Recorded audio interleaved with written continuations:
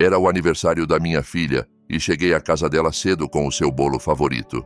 Bati a porta com um sorriso, esperando ver o rosto dela iluminar-se como quando era uma menina. Mas quando abriu, a expressão dela era de total aborrecimento, como se não quisesse me ver.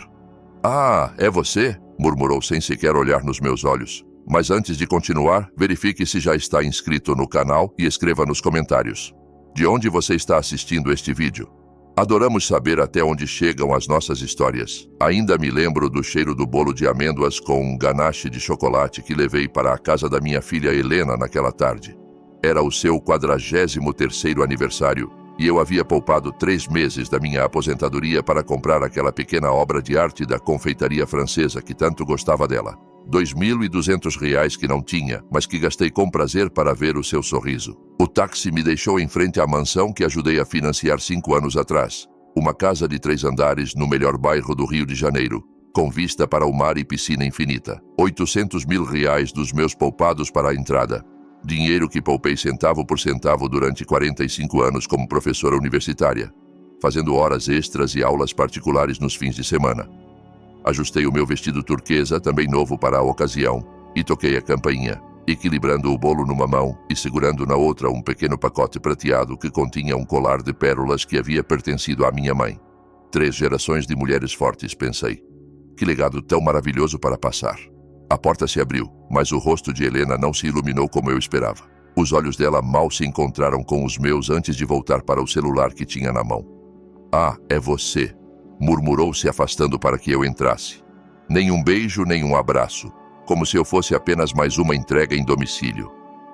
"Feliz aniversário, minha querida", disse tentando manter o entusiasmo na minha voz. "Trouxe o seu bolo favorito e um presentinho especial." Helena suspirou profundamente, como se a minha presença fosse um estorvo que se via forçada a tolerar. "Coloque na mesa da cozinha, preciso terminar esta chamada." Caminhei sozinha até a cozinha de mármore italiano, outro presente meu quando reformaram a casa, e coloquei o bolo delicadamente sobre a bancada. Pela janela vi os gêmeos, meus netos de 11 anos, brincando na piscina com o instrutor de natação. Nem notaram a minha presença. Fiquei ali parada, ouvindo o eco da casa vazia, me sentindo como uma estranha invadindo um espaço onde claramente não era bem-vinda. 15 minutos depois, Helena entrou na cozinha. Estava deslumbrante como sempre. Cabelo perfeitamente tingido, maquiagem impecável, unhas feitas. Tudo isso custeado pela clínica de estética que eu financiara 8 anos atrás. R$350 mil para que ela realizasse o seu sonho de empreendedora. Um empréstimo que eu pedira usando o meu apartamento como garantia e que nunca foi reembolsado. "Então", disse abrindo a geladeira e tirando uma garrafa de água com gás. "Veio só para deixar o bolo ou vai ficar para jantar também?" A frieza na voz dela me cortou como uma faca. Engoli em seco, tentando controlar a decepção. "Pensei que talvez pudéssemos passar tempo juntas no seu aniversário. Faz quase 2 meses que não nos vemos." Respondeu, checando de novo o celular. "Na verdade, tenho planos para mais tarde. Marcelo vai me levar para jantar numa areia, só nós 2. Marcelo, o seu 3º marido, um homem que vivia de investimentos nunca especificados e que curiosamente sempre precisava da minha ajuda financeira para os seus projetos de emergência. O último havia sido há apenas 3 semanas. R$60 mil para um suposto negócio de importação que não podia esperar. Dinheiro que eu tirei dos meus poupados para tratamento médico." "Entendo", respondi tentando ocultar a dor na voz. "Talvez possamos almoçar amanhã então." Helena revirou os olhos e finalmente me olhou diretamente. O rosto dela estava tenso, como se estivesse contendo algo que queria dizer há muito tempo. "Mãe, precisamos conversar." Apontou para os bancos altos ao redor da ilha da cozinha. "Sente-se."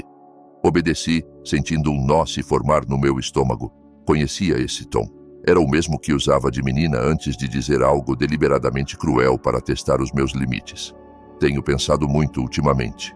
Começou girando lentamente o copo de água entre os dedos.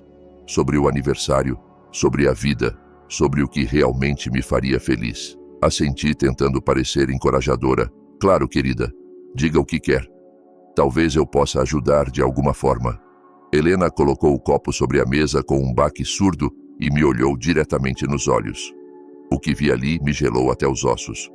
Não era amor, nem mesmo irritação passageira, era puro desprezo. A única coisa que eu realmente gostaria de receber de presente de aniversário, disse lentamente, pronunciando cada palavra com deliberada crueldade, é que você simplesmente desaparecesse da minha vida, de preferência que morresse. O mundo parou. O ar foi sugado do quarto. Tentei falar, mas a minha garganta se fechou. Foi como se alguém me tivesse batido fisicamente no peito. O quê? Foi tudo o que pude sussurrar. Ouviu, continuou, agora com uma frieza calculada. Estou cansada de você, mãe. Cansada das suas chamadas constantes, das suas visitas inesperadas, da sua forma de se intrometer sempre na minha vida, com os seus conselhos antiquados e a sua insuportável necessidade emocional. As minhas mãos começaram a tremer incontrolavelmente. 74 anos de vida, 43 anos sendo a mãe dela. E nunca, jamais imaginei que ouviria tais palavras sair da boca da minha única filha. Helena, consegui dizer entre lágrimas que começavam a se formar. Sou a sua mãe.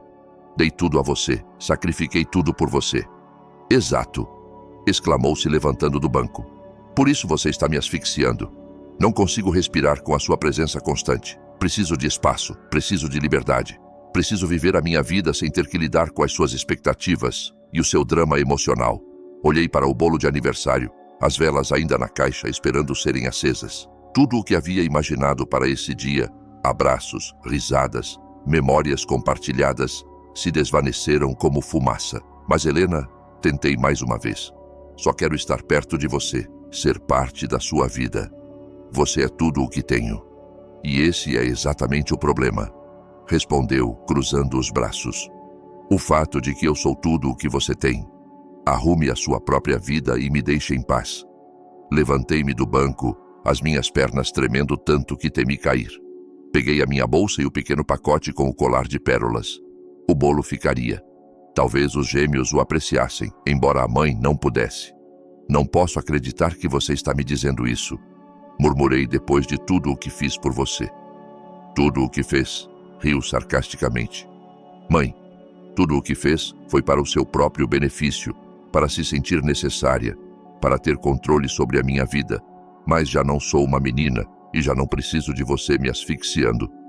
Caminhei para a porta, cada passo me custando anos de vida. No limiar me virei uma última vez, esperando ver algum arrependimento nos olhos dela, algum traço daquela menininha doce que criei com tanto amor. Mas só vi impaciência, e impaciência para que eu fosse e ela pudesse continuar com a sua vida livre da carga que aparentemente eu representava. Feliz aniversário, Helena, sussurrei, e saí fechando a porta suavemente atrás de mim. O que a minha filha não sabia enquanto me observava partir naquela tarde ensolarada é que ela havia acendido algo dentro de mim que havia permanecido dormido por décadas. Uma chama que não era de autodestruição, mas de renascimento. O táxi me deixou em frente ao meu pequeno apartamento no centro da cidade, um lugar modesto de 2 quartos que comprei com o dinheiro da venda da casa familiar depois da morte do meu marido 20 anos atrás. Entrei cambaleando, larguei a bolsa no chão e me desabei no sofá desgastado, o mesmo sofá onde acalentei Helena bebê, onde li histórias para ela todas as noites, onde sequei as lágrimas dela depois de cada decepção. As palavras dela ecoavam na minha mente como um refrão cruel, que você morresse. A minha própria filha havia desejado a minha morte como presente de aniversário. A dor era física, um peso esmagador no meu peito que tornava difícil respirar. Passei a noite em claro recordando cada momento, cada sacrifício, cada centavo que investi nela durante 4 décadas. Quando Helena tinha 5 anos e foi diagnosticada com asma severa, trabalhei turnos extras na universidade para pagar os tratamentos especializados que o seguro não cobria. Foram R$18 mil em consultas e medicamentos. Dinheiro que obtive vendendo as joias de casamento que o meu marido me deu. Aos 16, quando quis fazer um intercâmbio para os Estados Unidos, hipotequei esse mesmo apartamento para pagar os R$250 mil do programa. Obrigada, mamãe, disse na época me abraçando forte no aeroporto. Você é simplesmente a melhor mãe do mundo. Palavras que agora pareciam pertencer a outra vida, outra pessoa. Na universidade, quando Helena decidiu mudar de curso 3 vezes de Direito para Arquitetura, depois para Administração, paguei cada semestre sem uma única queixa. No total, foram quase 480 mil reais. Dinheiro que consegui dando aulas extras nos fins de semana e feriados, sacrificando qualquer vida pessoal que pudesse ter tido. Quando se casou com o seu primeiro marido, uma cerimônia extravagante para 300 convidados no melhor hotel da cidade. Fui eu quem paguei por tudo 420 mil reais. O vestido. De designer, as flores importadas, a orquestra, o banquete gourmet. É o dia mais feliz da minha vida, mãe, disse radiante no seu vestido de princesa. E tudo graças a você. O divórcio veio 2 anos depois, seguido por um segundo casamento ainda mais caro, que também terminou em menos de 3 anos. E então, Marcelo, o marido atual, a casa de 3 andares, a clínica de estética, o carro de luxo que ajudei a financiar quando o antigo quebrou, 220 mil reais. As escolas privadas bilíngues para os gêmeos, 48 mil reais por trimestre. Ao amanhecer, comecei a fazer contas. Encontrei uma caixa velha onde guardava todos os recibos, todos os comprovantes de transferências, todos os contratos que assinei ao longo dos anos, não por desconfiança, mas por organização. Uma velha professora de matemática nunca perde os seus hábitos. Sentada à mesa da cozinha, com uma xícara de chá frio que não tive ânimo para beber, comecei a listar cada valor, cada data, cada motivo. O total me deixou atônita. Mais de 4 milhões e 800 mil reais ao longo de 43 anos. Quase 5 milhões de reais que dediquei à felicidade da minha filha. E tudo isso para ouvir que o seu maior desejo era a minha morte. Algo estranho aconteceu enquanto olhava esses números. A dor lancinante que senti durante toda a noite começou a se transformar em algo diferente. Não raiva, embora também houvesse raiva, mas uma clareza cristalina que nunca havia experimentado antes. Uma compreensão profunda de que havia sido manipulada por décadas por alguém que via o meu amor como uma utilidade, não como um vínculo sagrado. Se eu tivesse investido esses quase 5 milhões de reais em mim mesma, se tivesse viajado, estudado mais, comprado uma casa melhor, cuidado da minha saúde, planejado uma aposentadoria confortável, onde estaria agora? Certamente não nesse pequeno apartamento, contando os centavos da minha minguada aposentadoria, adiando tratamentos médicos para poder continuar ajudando uma filha que desejava a minha morte. Às 6 da manhã, fiz algo que nunca havia feito antes. Peguei o telefone e bloqueei o número de Helena. Depois bloqueei o de Marcelo. Em seguida, todos os números associados à família dela. Foi um gesto pequeno, mas simbolicamente poderoso. O meu primeiro ato de autopreservação em 4 décadas. Tomei um banho longo, vesti as minhas melhores roupas, um conjunto de calça e blazer que raramente usava para economizar, e saí de casa com um propósito definido que não envolvia a minha filha pela primeira vez em anos. Primeira parada, o banco. O mesmo banco onde Helena e eu tínhamos uma conta conjunta para emergências, na qual eu depositava regularmente pequenas quantias para qualquer imprevisto que pudesse surgir na vida dela. Uma conta que naquele momento tinha um saldo de 180 mil reais. Bom dia, dona Carmen, me saudou o gerente, senhor Ortega, que me conhecia há anos. Em que posso ajudá-la hoje? Quero fechar a conta conjunta número 4526-7891. Respondi com uma calma que me surpreendeu a mim mesma. Tem certeza? Essa conta tem um saldo considerável, advertiu, consultando o computador. Absolutamente certa. Confirmei assinando os formulários com mão firme. Quero transferir todo esse dinheiro para a minha conta pessoal, por favor. Ver esses 180 mil reais voltarem para a minha própria conta me deu uma sensação estranha de poder. Um poder que não sentia há décadas. Era só o começo. Próxima parada, o escritório de financiamento imobiliário. Quando Helena e Marcelo compraram a mansão de frente para o mar, eu não só dei a entrada, como também assinei como fiadora do financiamento. Isso significava que se eles não pudessem pagar, a responsabilidade recairia sobre mim. Mas também significava que eu tinha direitos sobre essa propriedade. Dona Carmen, a oficial de empréstimos, senhora Ramírez, me recebeu com um sorriso. O que a traz por aqui hoje?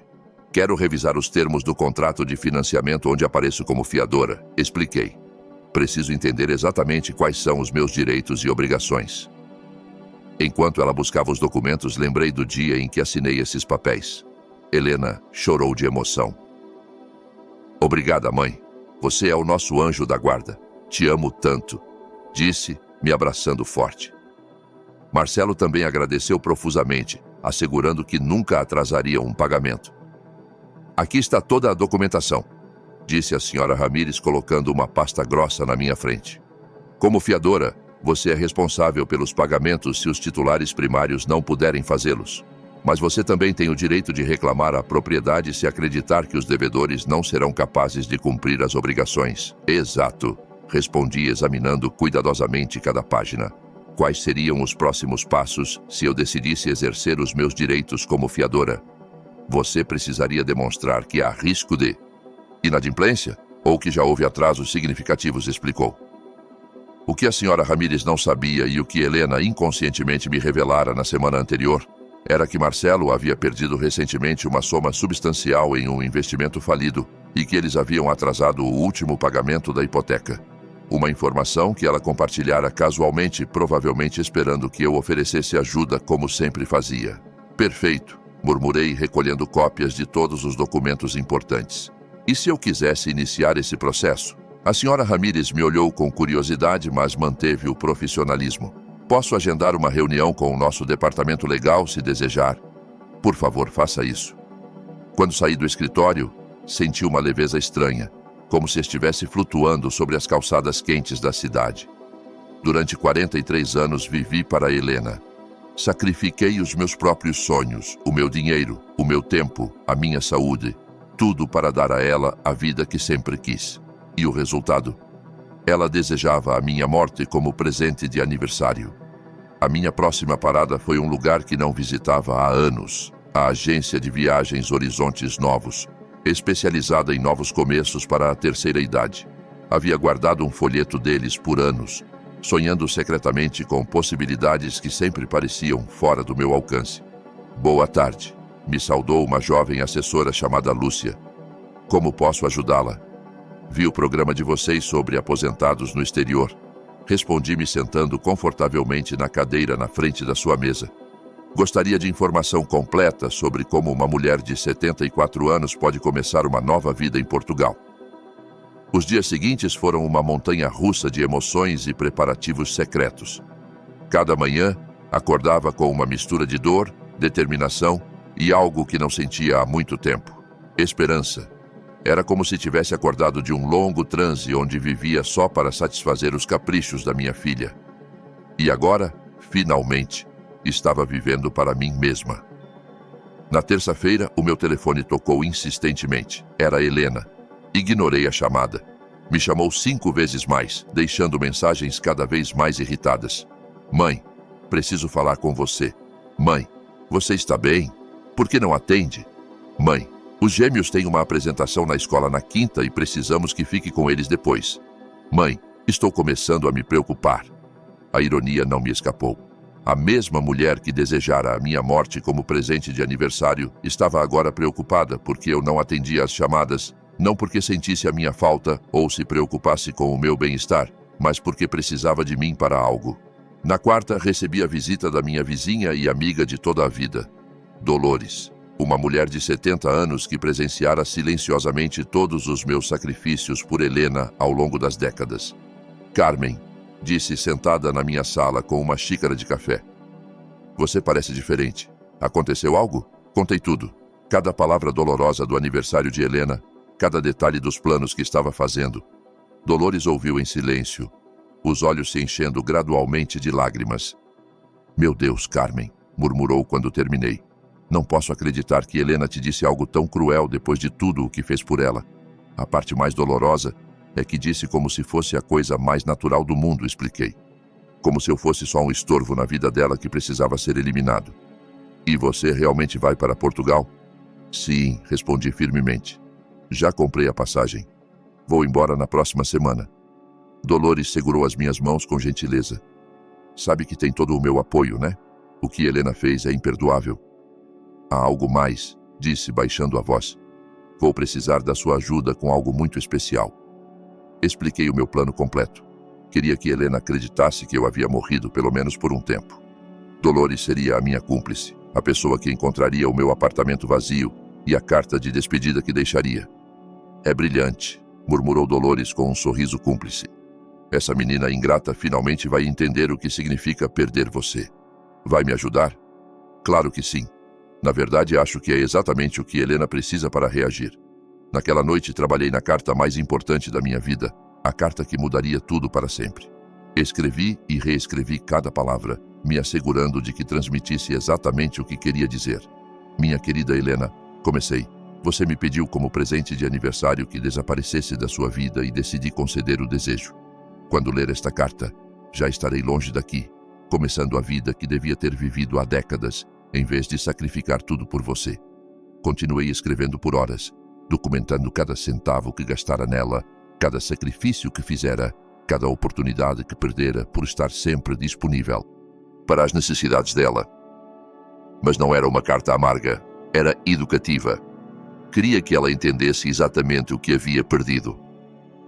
Junto com esta carta encontrará todos os documentos legais que assinei esta semana. Continuei. A mudança do testamento, o cancelamento do seu plano de seguro-saúde complementar que eu pagava, a notificação de que, como fiadora da sua hipoteca, decidi exercer os meus direitos devido à sua recente instabilidade financeira e o fechamento de todos os benefícios que recebia de mim. Era uma carta de 18 páginas que detalhava meticulosamente tudo o que mudaria na vida dela, agora que eu havia desaparecido exatamente como ela queria. A sua vida será muito mais fácil sem mim, concluí, mas também será muito mais cara. Espero que valha a pena.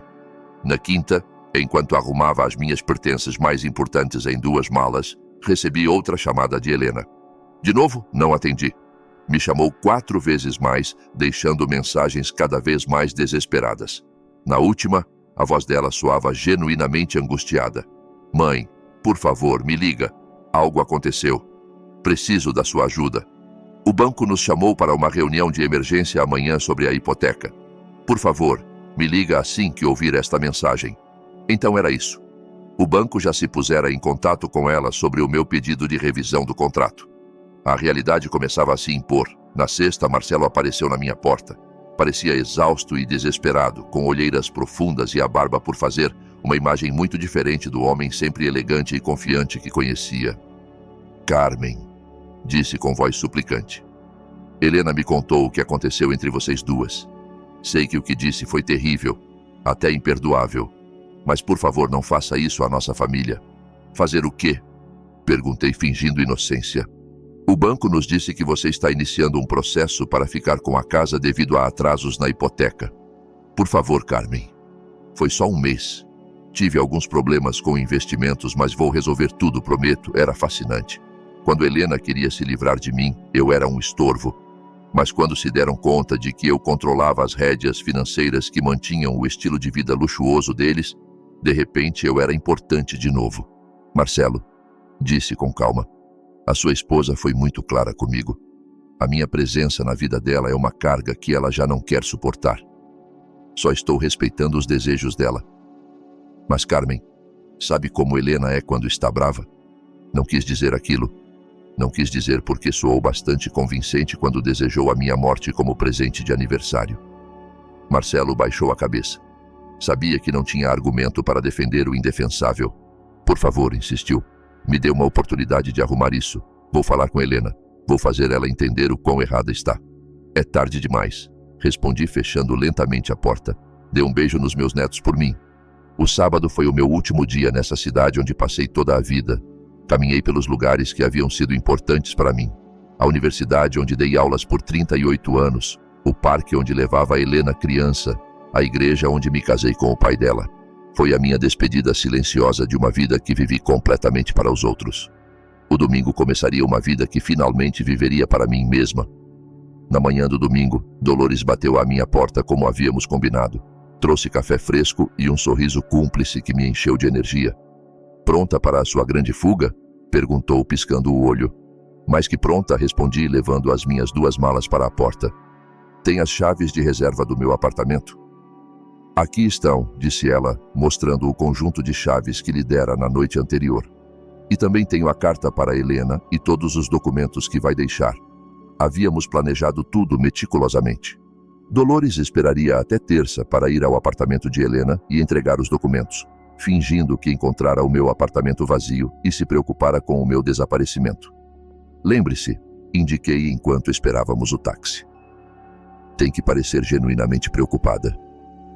Diga que não atendi o telefone por 2 dias, que bateu à minha porta e não respondi. e que, quando usou as chaves de emergência, encontrou o apartamento vazio e a carta. Não se preocupe, Carmen. Fui professora de teatro amador por 20 anos. Vai ser a atuação da minha vida, assegurou Dolores com um sorriso travesso. O táxi chegou pontualmente às 6 da manhã. Enquanto o motorista carregava as minhas malas, dei uma última olhada no meu apartamento. Vivi ali por 15 anos, mas estranhamente não sentia nostalgia. Era como se finalmente me estivesse libertando de uma prisão que eu mesma construíra. Para o aeroporto? Perguntou o taxista. Para o aeroporto, confirmei, e senti como se essas duas palavras marcassem o início da minha nova existência. A viagem de avião para Lisboa foi longa, mas tranquila. Pela primeira vez em décadas, ninguém sabia onde eu estava. Ninguém podia me chamar para pedir favores, dinheiro ou tempo. Era uma sensação inebriante de liberdade que não experimentava desde antes de me tornar mãe. Durante o voo de quase 12 horas, escrevi no meu diário tudo o que acontecera na última semana. Cada detalhe, cada emoção, cada decisão que me trouxera a esse momento suspenso no céu entre o meu passado de abnegação e o meu futuro de autodescoberta. Esta é a primeira vez em 43 anos, escrevi, que faço algo completamente para mim mesma, sem calcular como isso beneficiará a Helena. É aterrorizador e libertador ao mesmo tempo. Cheguei a Lisboa na manhã de segunda, hora local. Um representante da agência de viagens me esperava no aeroporto com um cartaz com o meu nome. Era um homem jovem e amável chamado Miguel, que falava português com um forte sotaque português. Senhora Carmen, me saudou com um sorriso genuíno. Bem-vinda a Portugal. Espero que esteja pronta para uma nova aventura. Mais que pronta, respondi. E pela primeira vez em semanas, o meu sorriso era completamente autêntico. Miguel me levou a um pequeno, mas encantador apartamento mobilado no bairro da Baixa, que a agência alugara por um mês enquanto eu decidia se queria ficar permanentemente. Era um terceiro andar, em um edifício centenário com janelas que davam para uma praça arborizada e varandas floridas nos edifícios vizinhos. Aqui tem toda a informação sobre a cidade, disse Miguel, entregando-me uma pasta grossa. Restaurantes recomendados, atividades culturais, grupos sociais para expatriados, aulas de português, contatos médicos caso precise.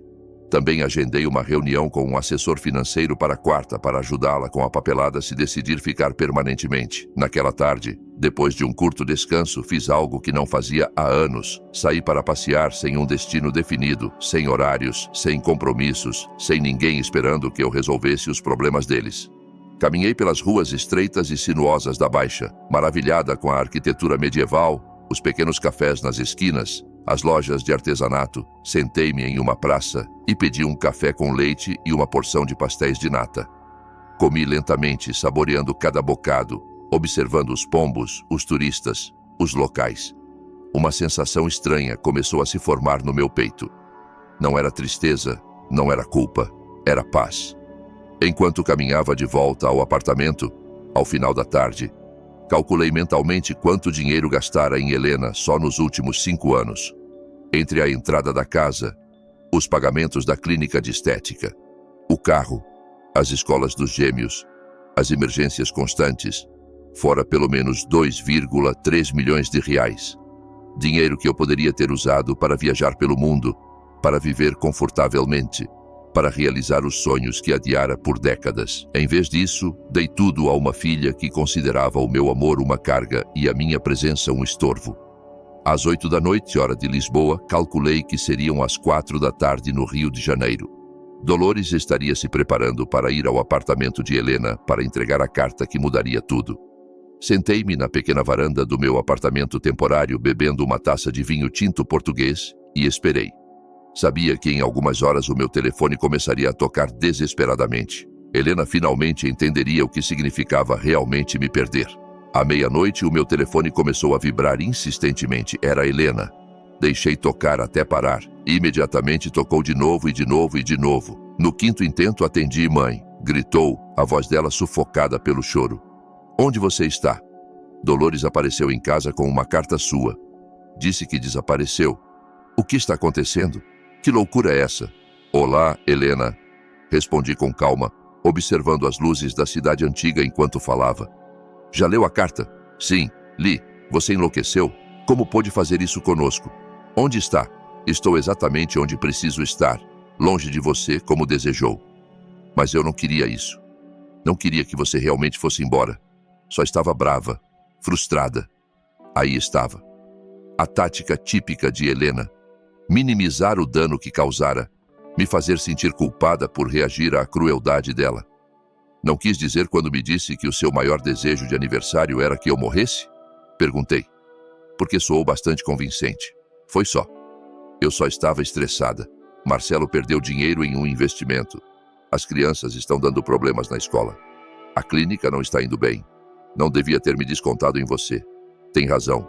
Não devia. Mas já está feito e as palavras não podem ser desditas. Mas mãe, por favor, volte. Precisamos de você. Preciso de você. Que interessante era isso. Agora precisava de mim. Agora que lera a carta detalhando todos os benefícios financeiros que perdera, agora que sabia que poderia perder a casa, agora que entendia que teria que pagar pelo próprio seguro-saúde complementar e encontrar quem cuidasse dos gêmeos quando quisesse sair. Precisa de mim ou do meu dinheiro? Perguntei diretamente. Houve um longo silêncio do outro lado da linha. Preciso de você, murmurou finalmente, mas a voz dela não soava convincente. Helena, durante 43 anos vivi para você. Sacrifiquei os meus sonhos, o meu dinheiro, o meu tempo, as minhas oportunidades, e quando finalmente precisei sentir que me amava e valorizava, me disse que preferia que estivesse morta. Essas palavras partiram o meu coração de uma maneira que jamais poderei reparar. Sinto muito, mãe. Sinto muito de verdade. As desculpas não são suficientes, Helena. O dano está feito. E sabe de uma coisa? Talvez tenha sido o melhor que pôde me dizer, porque finalmente me abriu os olhos e me fez entender que vivi toda a minha vida de maneira equivocada. A que se refere? Refiro-me a que pela primeira vez em décadas estou vivendo para mim mesma, e isso é maravilhoso. Onde está, mãe? Por favor, me diga, implorou Helena, a voz sufocada pelas lágrimas. Os gêmeos estão perguntando pela avó. Não entendem por que desapareceu. Era fascinante como agora que eu não estava disponível, os meus netos de repente sentiam a minha falta. Durante todos esses anos, quando cancelava os meus planos para cuidá-los, quando comprava presentes caros para eles, quando os levava ao parque enquanto Helena ia às compras, era só o que se esperava de mim. Mas agora que eu me fora, a minha ausência se sentia. As crianças estarão bem? Respondi olhando as estrelas sobre Lisboa. São resilientes. O que aprenderão é que as ações têm consequências e que as palavras dolorosas podem destruir relações para sempre. Mas mãe, por favor, não pode simplesmente desaparecer assim. E se algo acontecer com você, se adoecer, como vamos saber? Agora se preocupava com o meu bem-estar. Que conveniente, Helena. Nos últimos 3 anos tive 2 episódios de pressão alta que me levaram ao hospital. Sabe quantas vezes me visitou? Nenhuma. Sempre tinha algo mais importante para fazer. Isso não é verdade, protestou fracamente. É verdade. A primeira vez liguei da emergência. Disse que não podia vir porque tinha uma festa na casa de uma amiga. A segunda vez era o aniversário de Marcelo e estava celebrando. O silêncio do outro lado da linha confirmou que ela lembrava perfeitamente cada ocasião. Eu pensei que não era sério, murmurou. Claro, porque a minha saúde nunca foi uma prioridade para você, mas os meus cheques sim. Não é sobre o dinheiro, gritou Helena. É sobre você. Sinto a sua falta, mãe. Sente a minha falta ou sente falta de ter alguém disponível 24 horas por dia para resolver os seus problemas? Desliguei sem esperar uma resposta. O telefone tocou de novo, mas dessa vez o silenciei completamente. Precisava de paz para desfrutar a minha primeira noite de liberdade em um novo país. Os dias seguintes foram uma descoberta constante, não só de Lisboa, mas de mim mesma. Havia partes da minha personalidade, interesses e desejos que haviam ficado adormecidos por décadas enquanto vivia em função de Helena. Agora acordavam um por um como flores depois de uma longa seca. Descobri que adorava a arquitetura gótica e podia passar horas admirando os detalhes da Sé de Lisboa. Percebi que tinha um talento natural para idiomas e que o português europeu, com as suas semelhanças ao brasileiro, não era tão difícil como imaginava. Redescobri o meu amor pelas matemáticas, algo que ensinara por anos, mas que há muito tempo não praticava por prazer. Na quarta, tive a minha reunião com o assessor financeiro português. Era um homem mais velho chamado Sr. Ferrer, que me ajudou a entender todas as minhas opções para a residência permanente em Portugal. Com as suas poupanças atuais e a sua aposentadoria brasileira, explicou, pode viver confortavelmente aqui por muitos anos. Portugal tem excelentes programas de saúde para aposentados estrangeiros e a qualidade de vida em Lisboa é excepcional. Pela primeira vez em anos falei abertamente sobre as minhas finanças, sem me preocupar em poupar dinheiro para as emergências de Helena. Era libertador calcular as minhas despesas baseado unicamente nas minhas próprias necessidades e desejos. Você também pode investir parte das suas poupanças aqui em Portugal, continuou o Sr. Ferrer. Os rendimentos são estáveis e seguros. Em 5 anos poderia aumentar significativamente o seu patrimônio se investir com sabedoria. Aumentar o meu patrimônio. Quantas vezes tive essa oportunidade, mas sempre preferi gastar o dinheiro nos caprichos da minha filha. Há algo mais que deva saber? Perguntei. Temos muitos clientes em situações similares à sua, acrescentou o assessor com um sorriso compreensivo. Pessoas idosas que vieram para Portugal buscando um novo começo, depois de relações familiares complicadas. Você não está sozinha nessa experiência. Essa informação me confortou profundamente. Não era a única mãe que fora manipulada e descartada por filhos ingratos. Havia toda uma comunidade de pessoas que escolheram a própria felicidade em vez das demandas tóxicas das famílias. Na sexta, me juntei a um grupo de caminhada para expatriados sêniores. Havia 12 pessoas, todas entre 65 e 80 anos, todas buscando aventura e novas experiências. Durante o passeio pelas colinas que rodeiam Lisboa, comecei uma conversa com uma mulher chamada Luísa, uma italiana de 76 anos que chegara a Portugal 3 anos antes. O que a trouxe por aqui? Perguntou enquanto admirávamos a vista panorâmica da cidade. Uma filha que me disse que o seu maior desejo de aniversário era que eu morresse. Respondi sem filtros. Já não tinha energia para suavizar a realidade. É sério, completamente. Depois de financiar a casa dela, praticamente criar os filhos dela e sacrificar a minha aposentadoria pelas necessidades dela, disse que a minha presença na vida dela era uma carga insuportável. Meu Deus, murmurou Luísa. E o que fez? Desapareci da vida dela e aqui estou.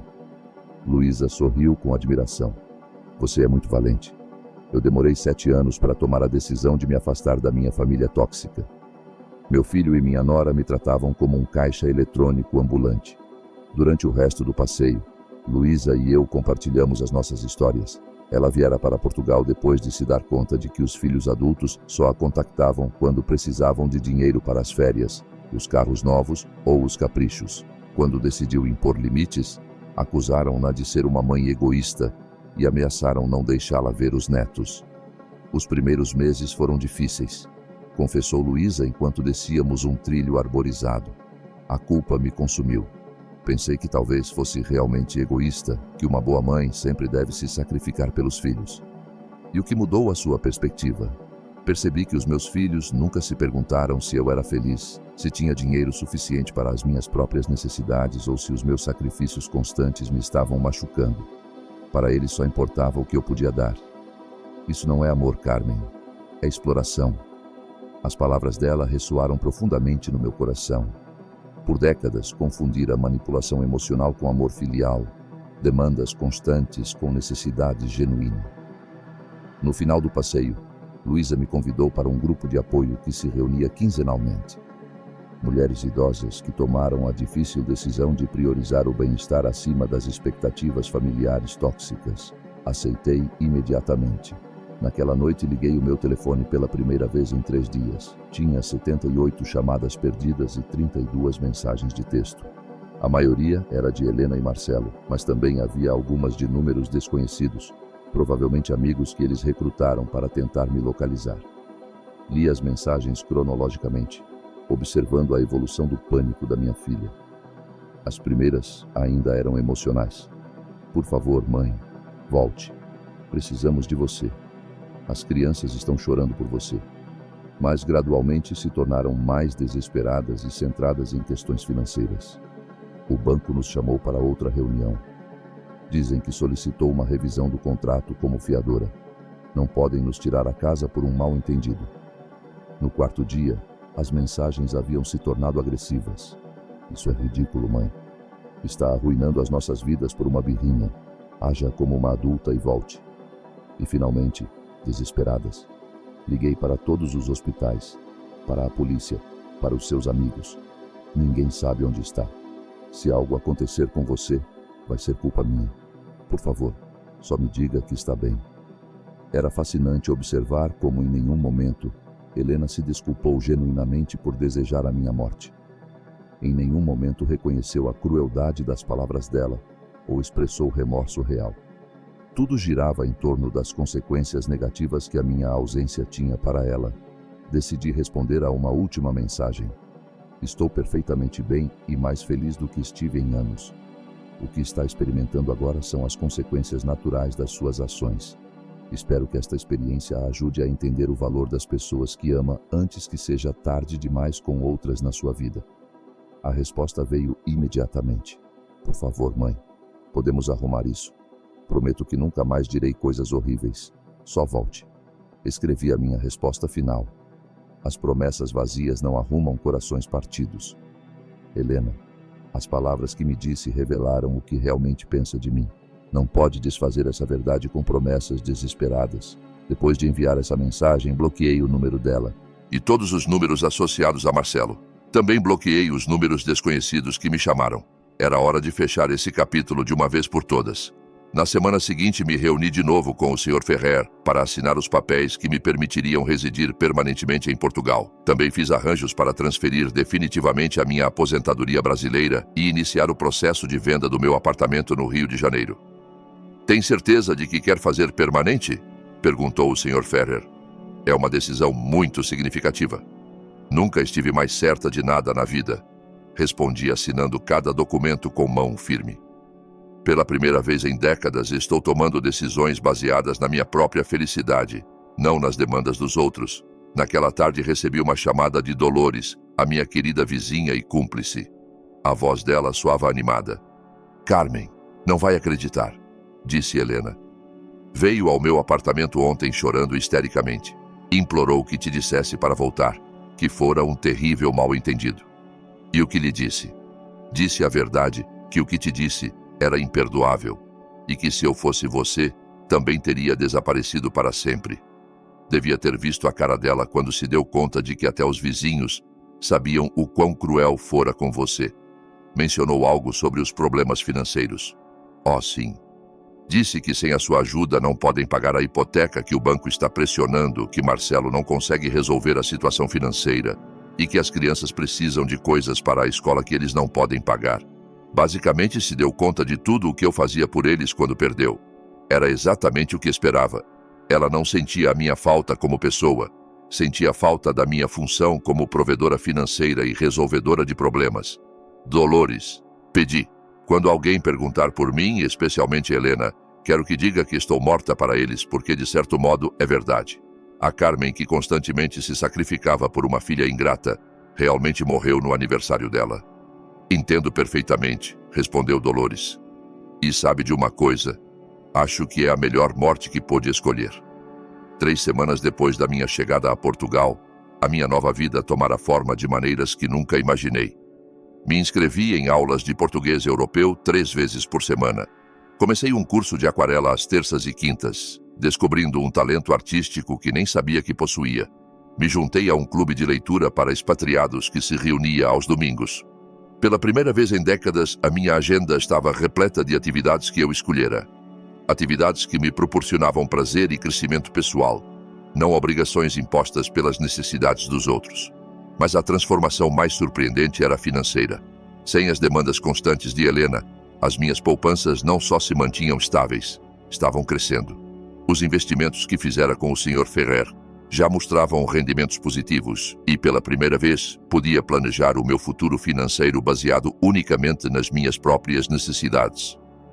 Esse 4 de abril, enquanto tomava café da manhã na varanda ensolarada do meu apartamento, recebi uma chamada que mudaria tudo mais uma vez. Era Dolores, a minha querida vizinha e cúmplice no Brasil. Carmen disse com voz animada, tem que ouvir isso. Helena perdeu a casa. O meu coração parou por um segundo. Apesar de tudo, uma parte de mim ainda se preocupava com o bem-estar dos meus netos. O que aconteceu exatamente? Perguntei. O banco executou a hipoteca na semana passada. Marcelo não conseguiu recuperar o dinheiro que perdeu. Atrasaram em 3 pagamentos mais, e como você é a fiadora e exerceu os seus direitos legais, o banco procedeu com a execução. Helena veio a mim ontem chorando desesperadamente. E as crianças estão bem. Mudaram-se para um apartamento pequeno do outro lado da cidade. Marcelo finalmente conseguiu um emprego estável em uma empresa de turismo, ganhando muito menos que antes, mas pelo menos é algo seguro. Helena também teve que voltar a trabalhar na clínica, não como proprietária, mas como empregada. Era estranha a mistura de sentimentos que experimentei. Não senti alegria pelo sofrimento deles, mas uma profunda satisfação de justiça. Pela primeira vez nas vidas deles, Helena e Marcelo estavam vivendo com as consequências reais das decisões deles, sem ter alguém para resgatá-los. Há algo mais? Continuou Dolores. Helena me perguntou se eu sabia como contactá-la. Disse que quer se desculpar genuinamente, que finalmente entende tudo o que perdeu quando perdeu você. E o que lhe disse? Disse que algumas feridas são profundas demais para curar, e que algumas palavras nunca podem ser desditas. Também disse que você está florescendo na sua nova vida e que provavelmente é melhor para as duas que... Ela não tente contactá-la. Dolores tinha razão. Ao longo desses 6 meses, construíra uma paz interior que não queria arriscar por promessas vazias de uma filha que repetidamente demonstrara que só me valorizava quando precisava de mim. Naquela tarde recebi uma chamada inesperada do Sr. Vargas. Carmen, tenho novidades interessantes, disse. A casa de Helena foi vendida pelo banco e, como você era a fiadora, tem direito a recuperar o seu investimento inicial de 1,8 milhões de reais mais os juros acumulados. Quanto é isso no total? 2,1 milhões de reais. O banco já aprovou a transferência. O dinheiro estará na sua conta portuguesa na próxima semana. Era incrível.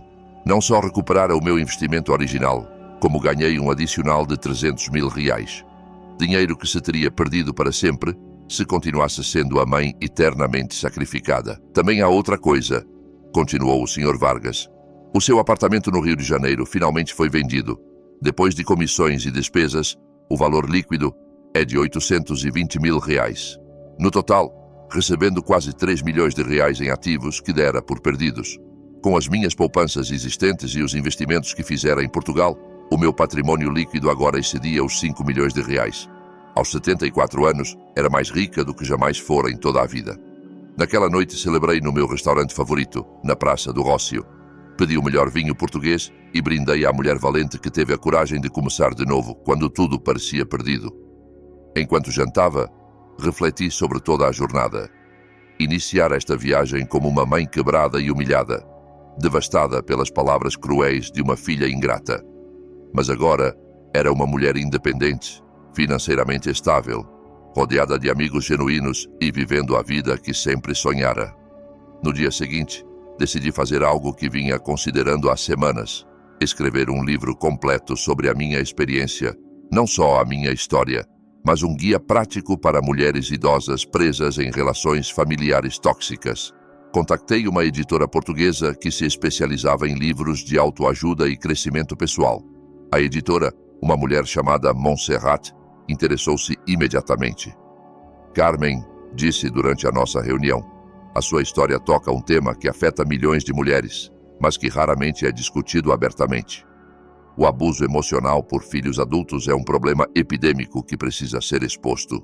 Passei os seguintes 3 meses escrevendo Quando o Amor Machuca, libertando-se do abuso emocional familiar depois dos 70. O livro documentou não só a minha experiência pessoal, mas também estratégias práticas para reconhecer a manipulação, estabelecer limites saudáveis e encontrar a coragem de priorizar o próprio bem-estar. O livro foi publicado 8 meses depois e tornou-se um best-seller em vários países da Europa e América Latina. As cartas que recebi de leitoras eram extraordinárias. Mulheres de todo o mundo me escreveram contando como a minha história lhes dera o valor para fazer mudanças radicais nas próprias vidas. Li o seu livro e finalmente entendi que não sou uma má mãe por me recusar a continuar financiando a irresponsabilidade do meu filho de 42 anos. Escreveu Marta do Chile. A sua história me ajudou a entender que o amor verdadeiro não exige autodestruição, compartilhou Teresa de Portugal. Depois de ler o seu livro, vendi a minha casa grande e me mudei para um pequeno apartamento que posso pagar sem depender da ajuda dos meus filhos. Pela primeira vez em anos durmo em paz, relatou Sofia da Argentina. Mas a carta que mais me comoveu chegou 1 ano depois da publicação do livro. Era de uma jovem mãe chamada Paula. Senhora Aguirre escreveu: tenho 32 anos e uma mãe de 67 que sacrificou a vida inteira por mim e pelos meus irmãos. Depois de ler o seu livro, percebi que a estamos tratando exatamente como Helena a tratou. A sua história me abriu os olhos e me fez entender que estava repetindo um padrão tóxico que poderia destruir a minha relação com a minha mãe para sempre. Ontem liguei para a minha mãe e me desculpei por todos os anos de dar por sentada. Também disse que quero ajudá-la a realizar os próprios sonhos, em vez de esperar que sempre esteja disponível para os meus. Obrigada por me ajudar a entender isso antes que fosse tarde demais. Essa carta me fez chorar de alegria. O meu dor servira para evitar que outras famílias passassem pela mesma destruição. 2 anos depois da minha chegada a Portugal, recebi uma carta física na minha caixa de correio.